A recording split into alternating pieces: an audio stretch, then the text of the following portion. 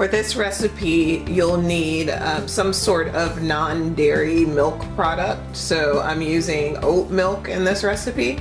It's unsweetened oat milk. And I am using citric acid. The reason why I'm using citric acid is not going to add any additional flavor, and it is not going to add any volume.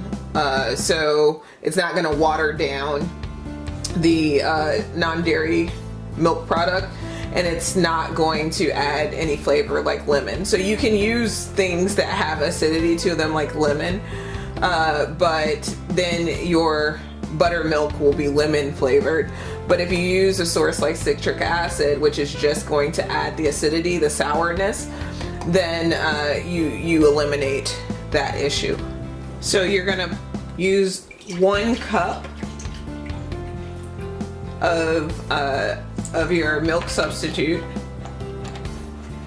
and with that 1 cup of milk substitute, you are going to use a 1/4 teaspoon of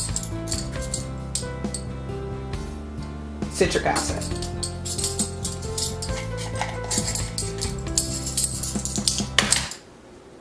And so you just, once you add that, you're going to just mix it.